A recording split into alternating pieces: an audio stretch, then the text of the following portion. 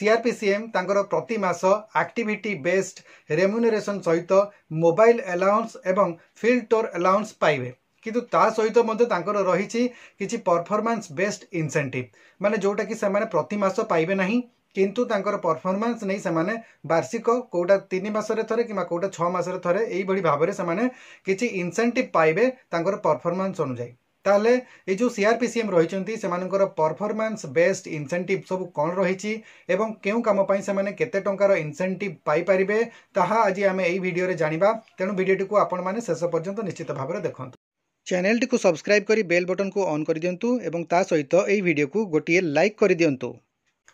सीआरपीसीएम locus app रे digital आजीविका register को एंट्री कले पाइबे 20 टंका प्रति हाउस होल्ड एवं 3 मासरे थरे पाइबे। से भली सीआईएफ बैंक लोन आदि पाई एमआईपी जदि प्रस्तुत करिवे सेथि पाई से माने पाइबे 100 टंका प्रति एसएचजी पाइबे प्रति मास पाइबे।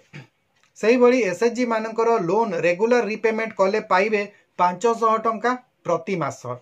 एसएचजी रो ग्रेडेशन बा असेसमेंट कले से माने प्रति असेसमेंट पाई पाइबे 500 टंका एवं 6 मास को थरे पाइबे 8 टंका। सीएलएफ रो एनुअल जनरल मीटिंग कले वार्षिक पाइबे 1000 टंका। से भली हाउस होल्ड लेवल एवं एसएचजी लेवल उभय पाई जदि वीपीआरपी प्रस्तुत करूचंती ताले वार्षिक पाइबे 500 टंका पर सीएलएफ। से भली विलेज लेवल एवं सीएलएफ लेवल रे जदि वीपीआरपी प्रस्तुत करूचंती ताले सीएलएफ प्रति 1000 टंका पाइबे। एसएचजी गुड़िक बैंक लोन रेगुलर रिपेमेंट करुथिले सीएलएफ प्रति 500 टंका पाइबे। सीआरपीसीएम वर्ष को थरे पाइबे।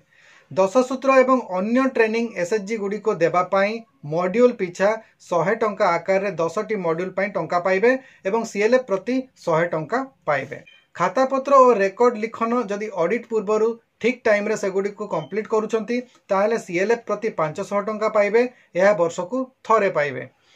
इनएक्टिव एसएचजी को जदि एक्टिव करि पारले ताहले सीआरपीसीएम पाइबे 200 टंका गोटिए थर पाइबे। वीएचएसएनडी को मोबिलाइजेशन करिबा पाई सीएलएफ प्रति 100 टंका मासिक पाइबार मध्य व्यवस्था करा जायछि। आजीविका रे ट्रेनिंग मॉड्यूल पाई सीएलएफ प्रति 100 टंका पाइबे 3 मास को थरे पाइबे। सही भली इमर्शन ब्लॉक रे फूड डेमोन्स्ट्रेशन पाई मध्य सीएलएफ प्रति पाइबे वार्षिक 600 टंका।